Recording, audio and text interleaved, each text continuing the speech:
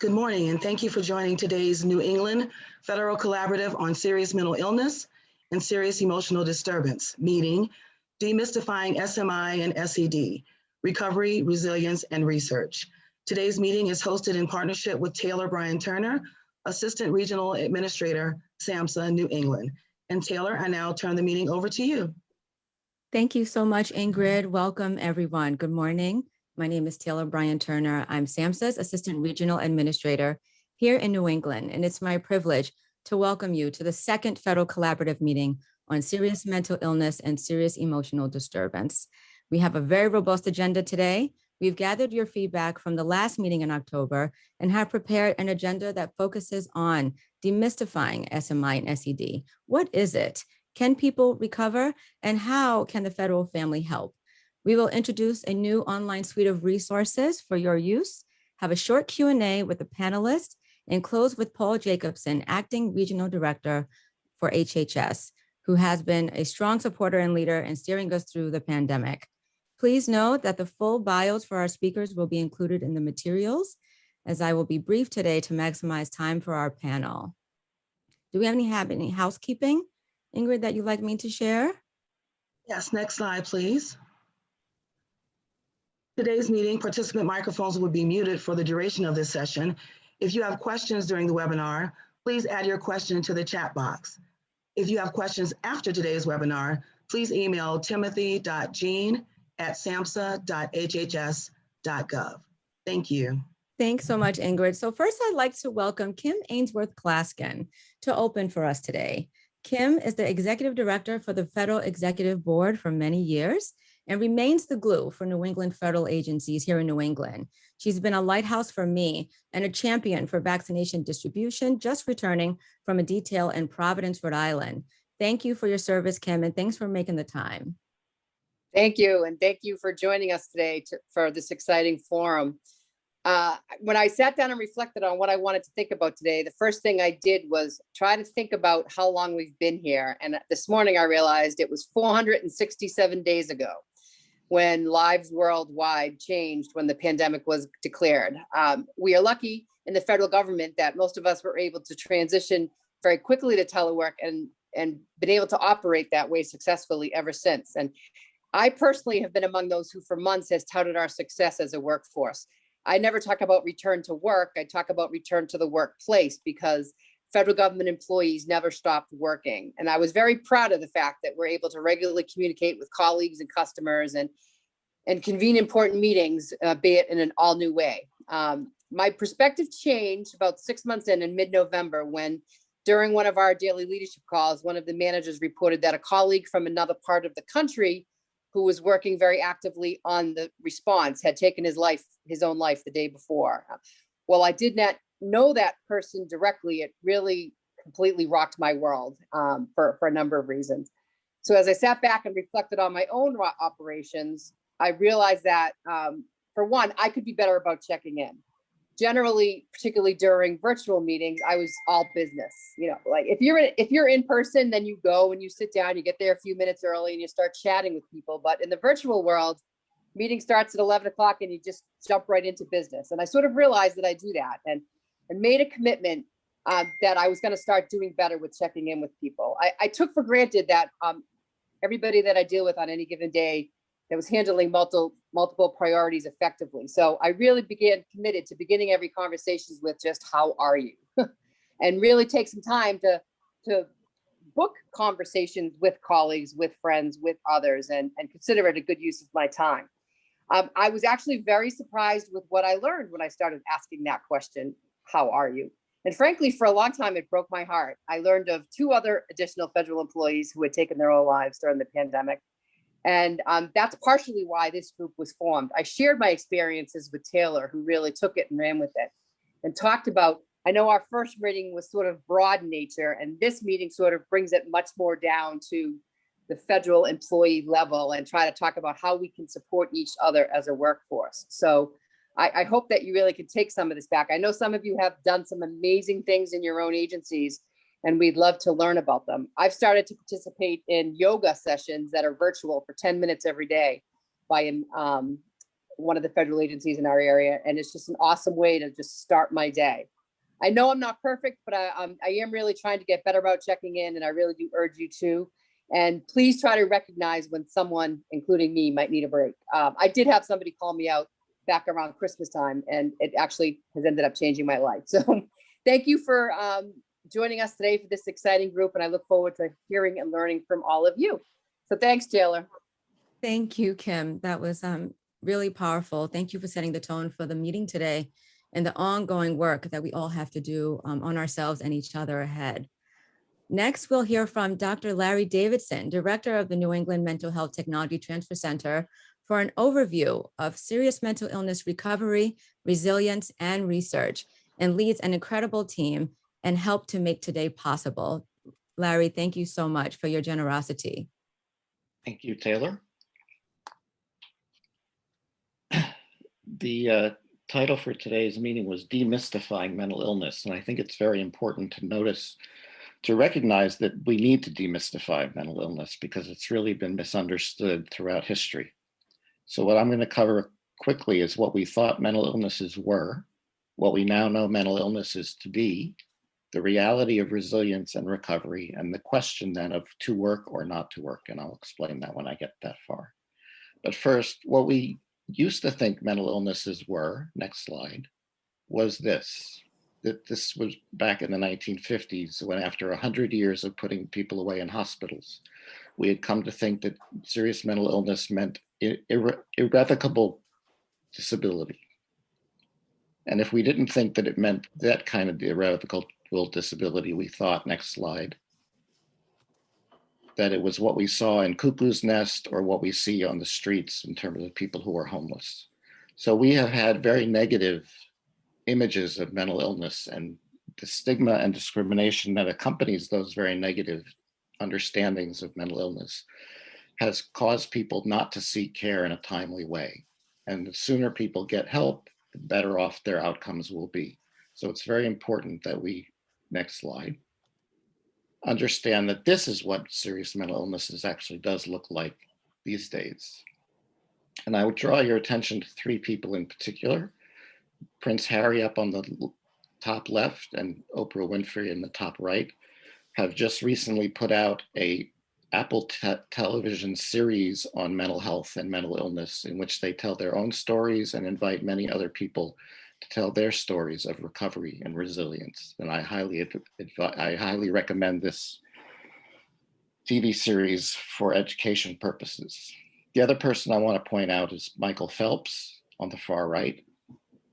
I was in New York before the pandemic started and came out of a subway stop and was greeted with a huge billboard showing Michael Phelps's face, very similar to this. And under it, it said, "Psychotherapy saved my life. It could save yours." So we are now in the process of trying to demystify mental illness for all of America and to show that it's possible to recover, it's possible to have resilience, and it's possible to have a life, a full and meaningful life of one's choice, despite having had a serious mental illness. Next slide. We know this because starting back in the 1970s, we started doing international longitudinal studies of people diagnosed with schizophrenia, which is the most severe of the mental illnesses family. And much to everyone's surprise, we found, and this even during the days of long-term hospitalization, that between 46 and 68% of people diagnosed with that most serious illness still recovered over time. You'll see in the middle that it sometimes took 32 years for them to fully recover. But the fact is that over half of the people who were seen in this research got better over time. Next slide. If we look at the way that things are currently practiced these days, we find that the recovery rates are actually more like 75%. So three out of 4 people diagnosed with a serious mental illness will recover. So recovery is more the norm than the exception. Next slide. What do we know about what promotes resilience and recovery? Well, first we know what gets in the way. We know what makes it harder. Stigma and discrimination first and foremost, because it keeps people away from getting timely care. Social isolation and rejection makes things worse and harder. Withdrawal low self-esteem, and a lack of access to care are all things that contribute to keeping people sick. On the other hand, what helps is having a sense of belonging and acceptance, having safe and stable housing, engaging in social activities of one's choice, employment, which I bolded for the reason I will tell you in a minute, and effective treatment and rehabilitation. These are the things we've learned now that lead up to that 75% recovery rate. I highlight employment because during the times when we were still thinking of serious mental illnesses as chronic, irrevocably deteriorating diseases, we thought that work was stressful and would make people sicker. But as one work advocate put it, if you think that work is stressful, have you tried prolonged unemployment, poverty, and social isolation? So we believe very much that being gainfully and meaningfully employed is an important step along the way to recovery, rather than an impediment of which people need to be kept away. So I will finish my comments here and stay around for questions later. Thank you so much, Larry. Yes, recovery is more the norm. I love that. Thank you for that overview and really powerful imagery. And we are on time. Next, let me introduce Jennifer Belandri, Director of Business Development and Outreach, and William Mounts, Residential Team Coordinator at Westbridge, who joins us today from Manchester, New Hampshire, and will tell you all about Westbridge. Thank you so much. Hi, everyone. Thanks for having us. So we serve men and their families who are experiencing serious mental illness and substance use. And it's really meaningful for me to be here with you today for a couple of reasons, one of which is that the Social Security Administration was my first employer after college. And the other being that I also grew up with a family member who had serious mental illness. And at that time, no one ever knew what to say to me. And the older pictures that Larry was showing might explain why. So today we're going to show you what is possible. And part of that is the story of Westbridge. We're a nonprofit. We were founded in Manchester 20 years ago by a family who has a son with a serious mental illness who was using drugs at the time. He was actually homeless at the time our program was founded, and he ultimately became one of our first participants and continues to do well. He had been through many treatment programs and was not able to stay in recovery prior to Westbridge. And when his family was forming the program, they turned to experts to develop a program that uses practices identified as evidence-based by SAMHSA. And those practices, when they're provided the way that they were designed, they work. So we treat men with thought and mood disorders with history of drug and alcohol use. They might come to us seeing, hearing, or perceiving things that others don't, feeling extremely depressed or with fluctuating moods with extreme highs and lows. Next slide, please. So I'm going to talk a little bit about our residential treatment program. We're accredited, we're state licensed, and we use an integrated dual disorders treatment model, which means that we treat both disorders constantly by the same treatment team. That's also an evidence-based practice. You can go to the next slide, Ingrid, thanks. And our whole environment in the residential program is designed to be therapeutic, and it's staffed 24 hours, 7 days. For every 2 participants in the program, we have 1 staff member. So we have lots of flexibility to provide individualized treatment. We offer individual, group, and family work, helping to stabilize folks and to teach symptom management. And so we incorporate evidence-based practices such as mindfulness and cognitive behavioral therapy. We help people identify their goals, and many men, when they're in the residential level of care, which lasts 3 to 6 months on average, start volunteering in the community. And it's our goal to make our treatment more accessible to more people, and we're excited to have recently been granted a Optum agreement to serve veterans in CCN Region 1. Next slide, please. And you can actually go through these a little bit quickly. So we have 2 levels of care. In addition to the residential program, we have an assertive community treatment model. That's also an evidence-based practice. Men live independently in their own apartments in the community with our support. We're still seeing pictures of the residential program here. In both programs, we offer psychiatry, medication management, and nursing support. And in ACT, we have a strong care management emphasis, coordinating services. We also provide mentors who help men with independent living skills, side-by-side household management, ensure they're getting to self-help groups, such as Alcoholics Anonymous. And then speaking of work, we also have a vocational team, and they provide supported employment and volunteerism and education. So sometimes they're providing side-by-side support, sometimes it's behind the scenes. And they help people to get competitive employment. One person came to us believing that he was under surveillance, and once he got stabilized, he got a job selling sunglasses in the mall, and then a technology sales internship, a full-time technology sales job, and now he wins awards in his technology sales job. We also have an alumni program to show people that recovery can be fun. They like to go skiing, to the beach, to the Museum of Fine Arts. And then also, I should mention our treatment outcomes, which is that if people are with us a year or more, between residential and assertive community treatment at a 2.5-year follow-up, they're likely to be in recovery across multiple domains. That includes from their symptoms of mental illness, substance use, they'll have stable housing, employment, and less family conflict, among other things. So the main point is that people with serious mental illness can and do live full lives in recovery. It's all about being part of a community and being connected to others. And thank you for listening and wanting to make a difference. Next up, we have Will Mounts, who is our residential coordinator. Thanks, Jen. And well, thanks everyone for the opportunity to come speak here today. I was asked to share a little bit about my own experience to start with, and then how that experience informs my role at Westbridge.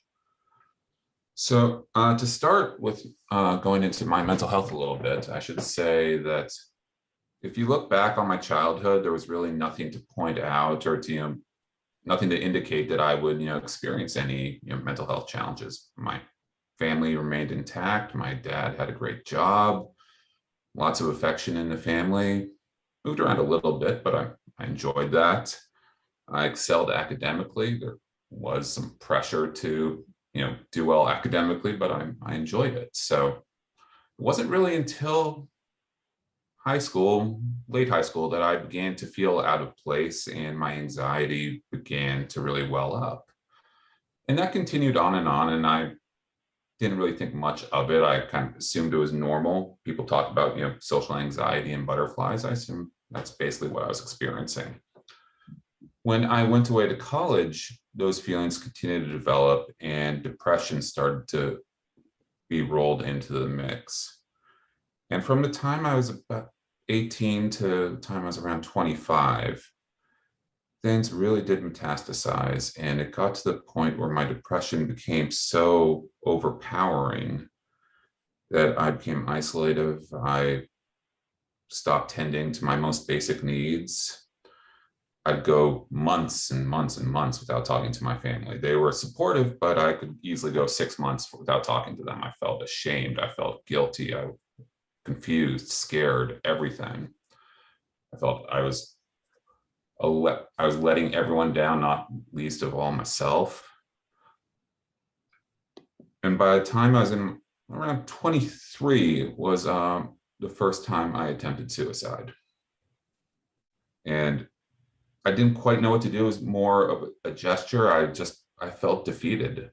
The only thing I could figure was I needed a way out, and that was the only thing I knew. I didn't entirely know what was happening to me, why I was the way I was. I was aware of depression and anxiety as concepts, but I didn't know what that really meant. Eventually, I shared with my family what had been going on generally, and this was following a suicide attempt in which I did harm myself. I talked with my family, and they immediately said, "Well, okay, you need to get into treatment." And again, I was aware of psychotherapy as a concept. I didn't really know what it meant.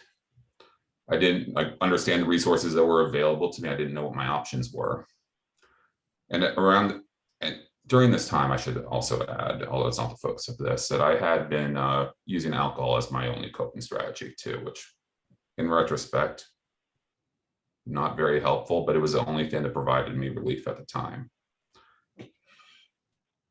So with my family's support, I did enter treatment. And for me, the thing that really helped out almost more so than anything else was psychoeducation, family involvement, and access to peer supports. Because for me, my world, while I was experiencing major depression, my worldview had just become so myopic. Like I had blinders on. I had access to all these family supports and great resources, but I couldn't see them. I could only see what was right in front of me, and my perspective on what was right in front of me was really bleak. So being able to have my perspective broadened through education, through other people's experiences and their stories, allowed some of the stigma to come down and allowed me to broaden my perspective and realize that, okay, this is not my fate. There is recovery. Recovery is possible. I just have to go down this avenue as opposed to hurtling down the path that I had been going down for about 5 years. And since that point, since the age of 25, things it hasn't been an entirely smooth road, especially in the first 18 months. There was some setbacks, but generally, I remained pointed in the right direction, remained engaged with treatment, maintained a very active relationship with my family, which for me has just been enormously key. And I've been able to really find, satisfaction and hope in helping other people along the same journey, because I recognize that, for me, the thing that made me feel most adrift was just that I felt alone. So being able to share my experience with others, I hope that they found it to be similarly helpful to the way that the people who shared their experience was helpful to me. So that's my spiel. Thank you, Will.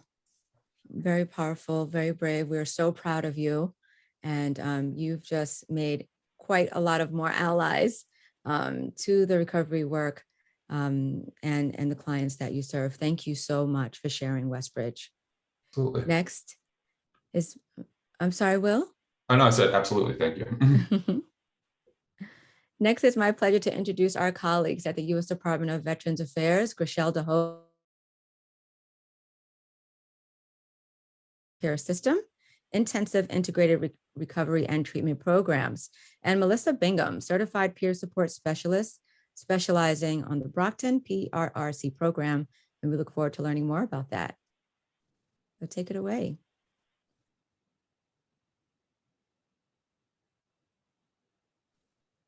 Just a quick sound check.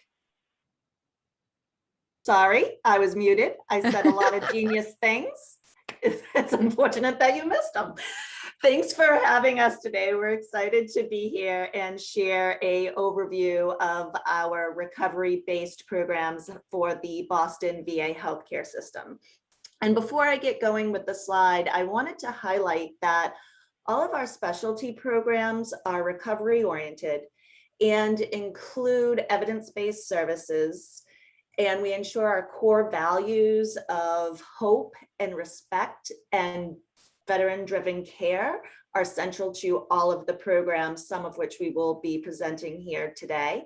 We also make sure to weave in aspects of trauma-informed care throughout all the programs. And I just wanted to share one example of a recent change that we made that was veteran-driven and also speaks to our values. So we used to be referred to the SMI section, and veterans would have appointments in the SMI clinics. The veterans came to me and said they found this stigmatizing and they'd like to see it change. So I said, absolutely. I worked together with my amazing teams, and we had task force and focus groups and anonymous surveys. And we're proud to now be referred to as the ICERT section, which is Intensive Community Integration, Recovery, and Treatment. And one of our strategic goals for this year is to increase our diversity and inclusion. So just last week, all of our staff were trained in race-based trauma, and we will be implementing that into all of our programs. And we're excited to do that. So it's just a kind of quick overview. We're not going to present all our programs today because we are lucky and have a wealth of them. I wanted to start with the Community Residential Care Program, known as the CRC. I imagine all the federal agencies love acronyms as much as the VA. We speak our own language.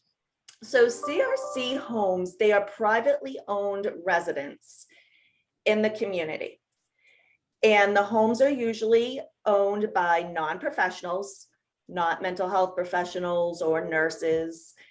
The VA goes in and approves the home and coordinates referrals and placements, but we don't have any staff. We don't own the homes, run the homes, and we don't have staff there day to day.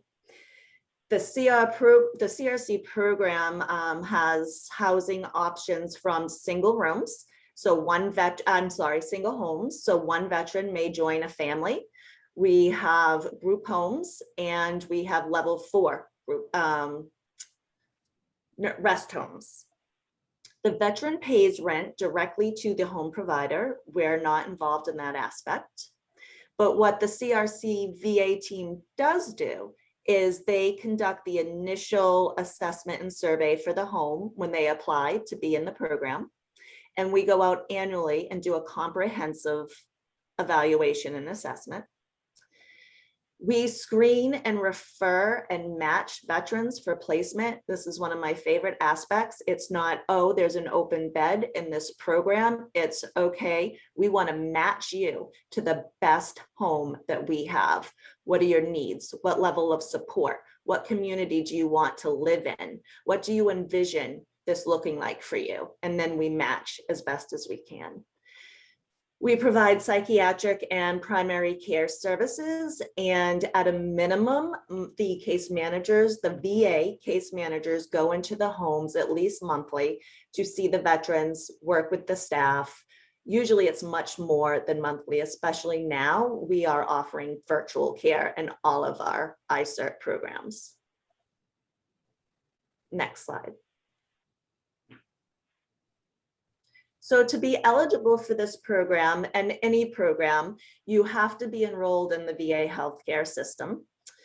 You need to be able to be medically and psychiatrically stable, not at risk to self or others, not in need of hospital or nursing level care, not actively, and the word actively is very important, engaging in substance abuse, and financial resources of a minimum of $1,000 for the rent and services, and we'll tell you more about that. And at this time, we're not able to work with level 3 sex offenders.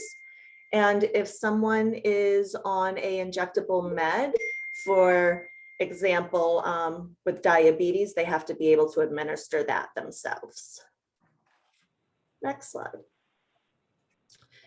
So what do the CRC homes provide, and what do they do, and do they work? So we currently have 23 homes. 5 are in the Boston area, and the rest are spread out from the South Shore, Brockton, Wareham, Lowell. We have a very large group of homes and diverse throughout New England, well, throughout Massachusetts. And the CRC homes are required to at least provide, many times they provide more, but a room. A room could be shared or it could be private. Veterans decorate them the way that they want to. A minimum of 3 meals a day and 2 snacks. Support with ADLs, attention to daily living. So if someone needs a reminder, hey, today you might want to take a shower, brush your teeth, they'll provide that. 24-hour, 24/7 support, supervision of medications, coordination of transportation, tracking appointments, and laundry services. As you can see, the rent is high, but lots of services come with this. This is all inclusive.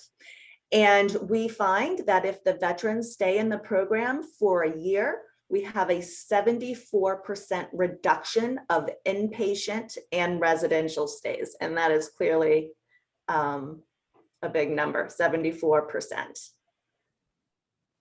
Next slide.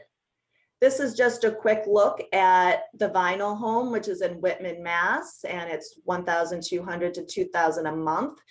This home is a little outdated, but I will say that it's probably one of the homes the veterans want to go to most, because this is a generational home. The person who runs it now, their family ran it, and he grew up with these veterans. These veterans are his family. They are so dedicated, swimming pools, cookouts. I mean, they're a group of brothers and sisters living there together.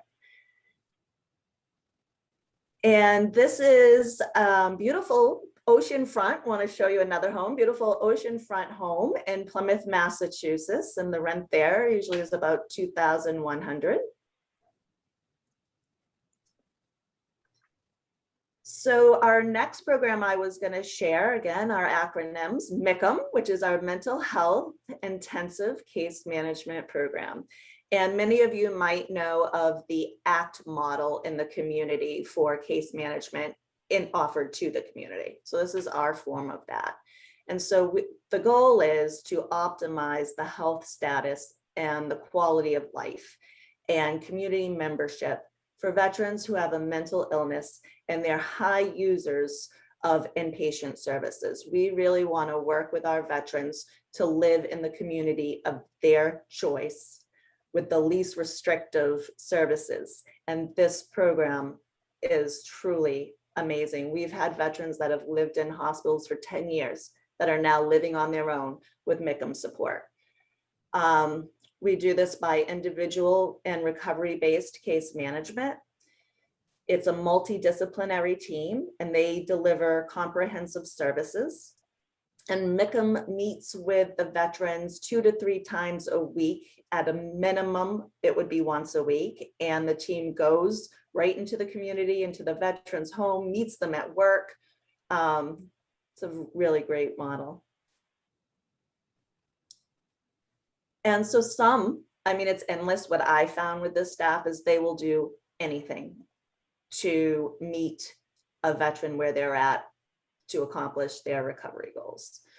So this is just such a small sample, but crisis intervention, medication management, they'll help with budget, social skills, they advocate for the clients, they've met with landlords to work through issues, transportation to appointments, they work with family, caregivers, they offer education and support and advocacy, they monitor mental health, they assist with shopping, laundry, chores. A veteran's front door lock was broken. A nurse went out to do meds and was like, oh, you can't have a broken front door, and went and changed the veteran's lock.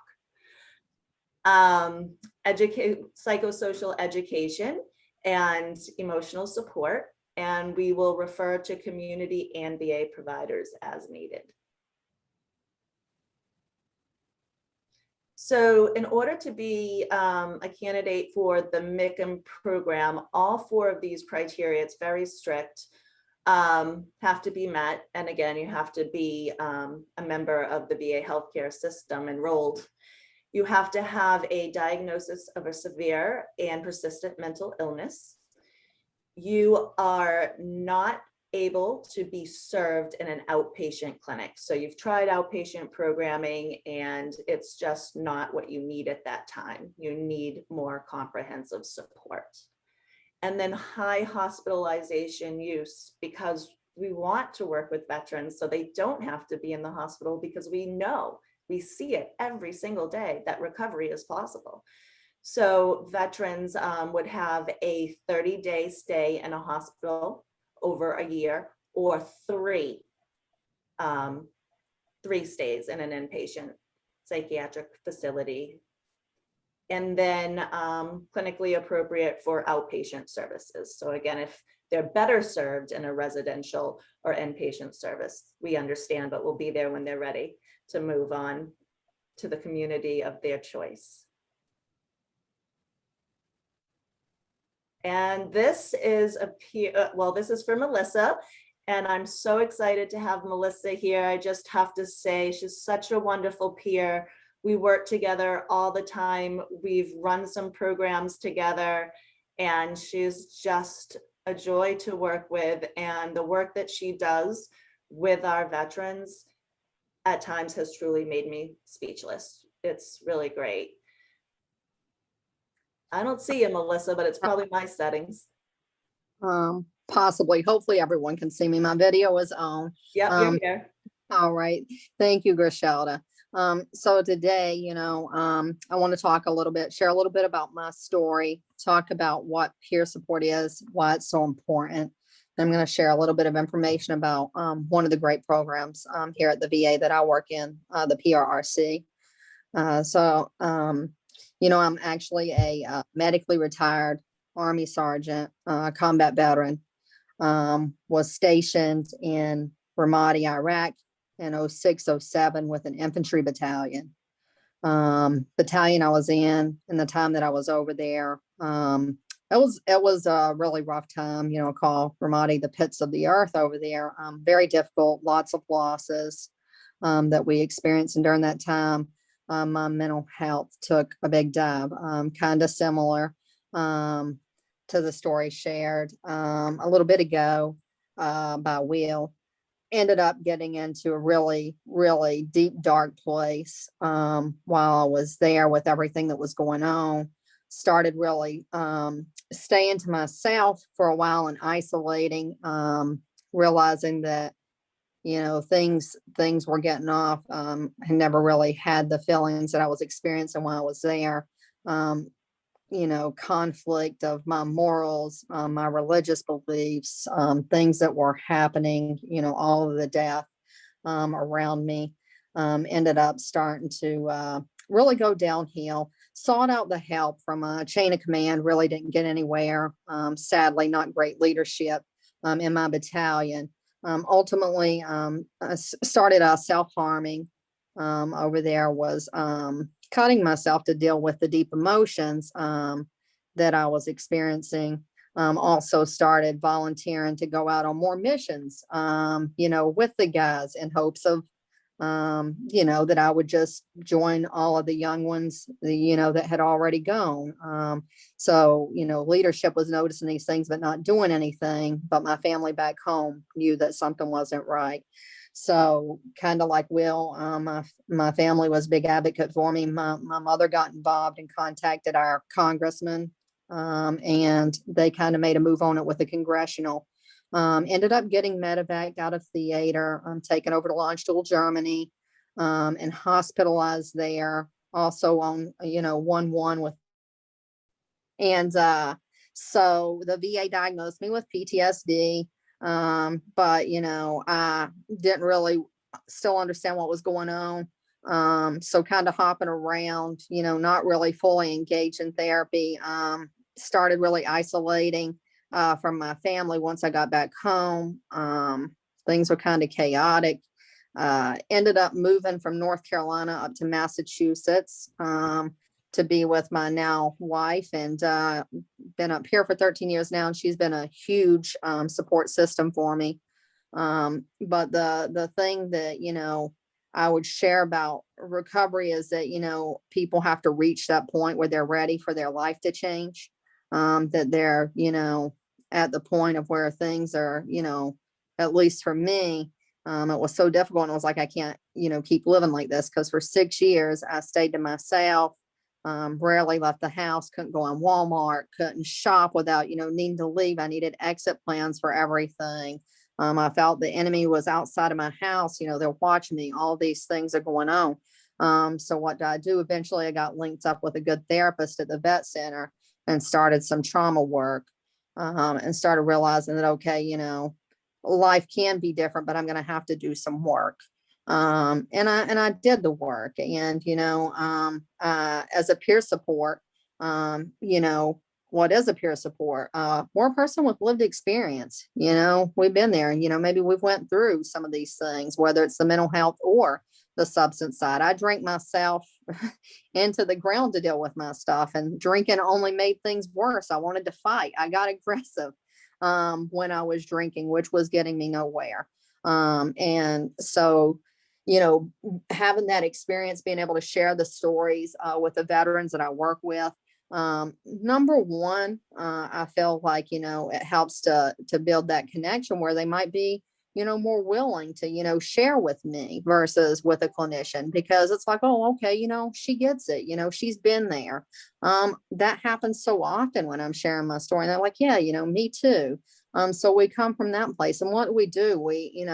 We promote empowerment, hey, you guys can do this, I did it. It's not easy, but you've been thinking for years, you can't live on your own. You want to live on your own. Like, let's make it happen. You want to go back to school? Hey, I did that. It took me 6 years to get my bachelor's, but that's okay. Keep at it. Here now, I'm a testament to them. I'm going for a master's degree. I just keep, setting the bar higher and let these guys know, anything you want to do is possible. Recovery is real, but you got to put the work in. I still tell them, hey, I'm still doing therapy regularly. Hey, you got to do these things, and it's okay. At first I was like, God, am I going to be like this for the rest of my life? I want the old Melissa back. Where is she? It's also about acceptance of your life experiences and what you've been through. And that's okay. Those memories aren't going to go away, but we can manage these symptoms. You can get out there and do the things that you want to do. We bring that unique perspective to the team. I work on a team with, we got 2 social workers. There's 2 of us peer supports. There's some psychologists. But our perspective is a little bit different. We serve as role models. We teach goal setting, problem solving, symptom management, variety of recovery tools. I do individual work with veterans. And I also I facilitate groups on my own, or I co-facilitate a lot of the groups in our program as a peer support. So we'll go to the next slide, and I'll actually talk about the peer support here in the PRRC, what we do. So this is a long acronym, like Griselda mentioned. They're everywhere in our programs. PRRC stands for Psychosocial Rehabilitation Recovery Center. So we like to think of ourselves as we're transitional learning center. We promote independent community involvement. Community integration is our big thing, because in recovery, one of the biggest things for me, we talked about that social isolation piece and not really, getting out or doing things. Wounded Warrior Project was huge for me. That's actually, besides therapy, the other thing that really got me out of my shell, because I was with other veterans with similar things going on out there doing fun stuff, So I tell these guys, hey, get involved in something. Start, getting some of those activities going fishing trips, bowling, movies, whatever it may be. We help the veterans with their interest. Some of these guys tell me, hey, I've been in my house, really don't leave. I don't leave at all, but I'm interested in volunteering. All right, well, we help the vets, that want to volunteer. Maybe they volunteer here at the VA first, where they're more comfortable because they're with their family. We get them doing that for a while, then they can get out there and volunteer in the community. I help people with education. You want to go back to college? Nobody better than me. Hey, I know all about the GI Bill and folk rehab. Let's get you in. Let's get it going. Exploring hobbies. Maybe some people have been, to themselves so long, not really sure what they want to do. We can do that. We have lots of different classes. It's very independent, veteran driven. They can choose to attend 1 day a week or 5 days a week. Individual, working with their program contact or with the groups. We do a lot of evidence-based practices, offer family involvement. I could talk about our program all day long and some of the great things that we do. I've helped guys that, sadly, a lot of times family relationships are destroyed with mental health, because family, looks at the person, oh, well, I don't know what to do with that. Why don't you just go do this? So Sure. Reconnect with family that they haven't seen in 10 and 15 years. I taught him how to use Facebook, found his nephew, got him reconnected. That family connection is what it's about. Thank you, Melissa. So I will wrap it up there, but yeah, lots of stuff in our program. Thank y'all so much. We really want to hear more about it, Melissa. Thank you so much for that.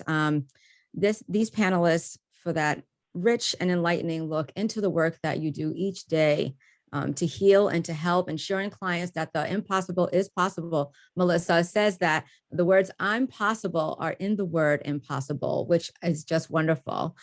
Thank you so much for that. Now I'd like to turn it over Maria Restrepo-Toro, co-director of the New England Mental Health Technology Transfer Center, for an overview of the Federal Collaborative Resource Suite. Her team worked tremendously hard to pull this together for us. Thank you so much, Maria. Mute myself. Okay, great. Thank you. Good morning, everybody. And thank you so much, Taylor, and everybody for an amazing conversation. It is our pleasure, as Taylor mentioned at the beginning. This is our second meeting, and we had partnered with the Region 1 office, SAMHSA office, to develop something that the federal family asked us to do. So based on your feedback, we came up with one of your comments was, we need to know how in the federal family we can actually access resources, because there's a lot of resources out there. There is a lot of powerful stories like we heard today that are really concentrating on recovery.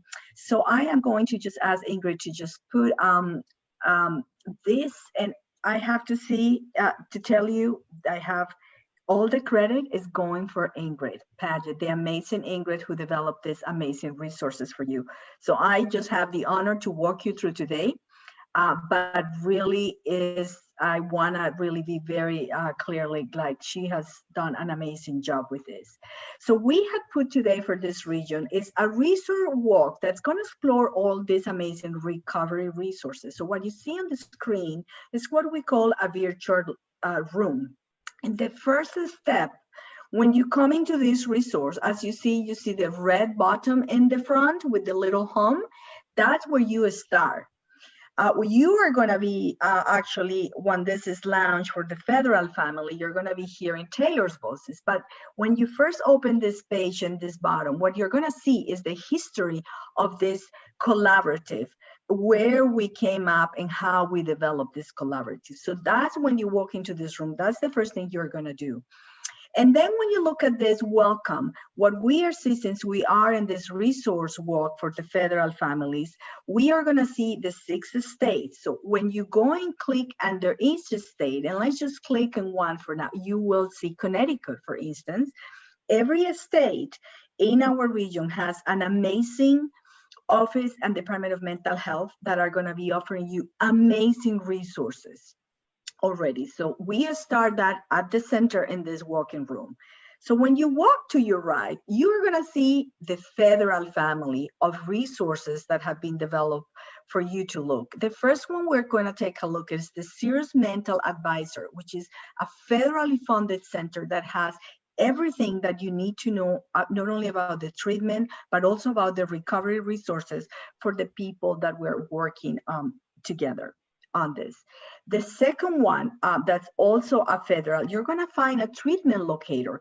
And I need to tell you that this is a work in progress. This is not done. It's never going to be done, because we need everybody on this, on the federal family, to work with us. And we're going to continue to update this. So you're going to have a treatment locator that's going to bring people specifically to each of the states.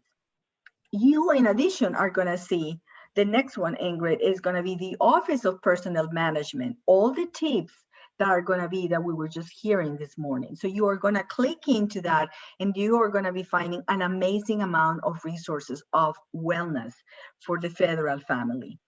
Okay, so that's going to be, and we are going to continue adding. I think the last federal resources, Ingrid, please, if you can click on that so we can take a look, is our, of course, New England Technology Transfer Center. Then to your left, what we did, and I think this is such an amazing product, is that we build a resource based on recovery, because we are all about recovery oriented, believing in people's efforts, as you heard today, the stories and the programs that support recovery. So we build resources that are based on these 4 dimensions of recovery developed by SAMHSA. So let's click on the first one, for instance, health. So when you click into health and we look into those resources, what you're going to be is lots of resources within our New England region that are going to be really concentrating, such as NAMI, the new funded National Support Family Center.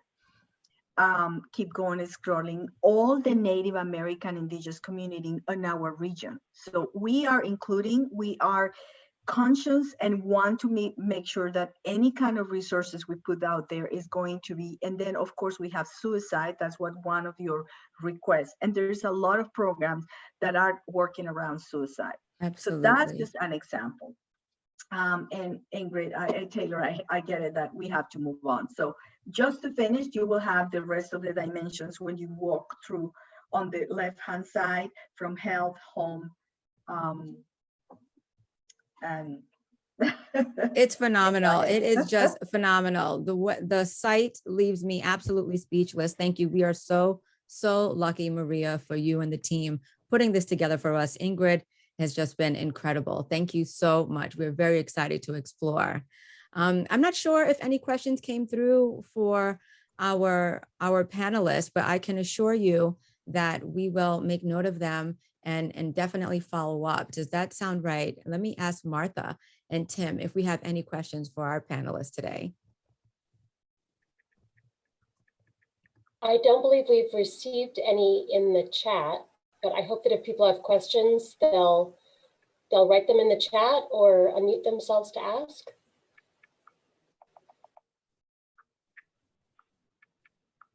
I'm sure it was eye-opening for many of our guests.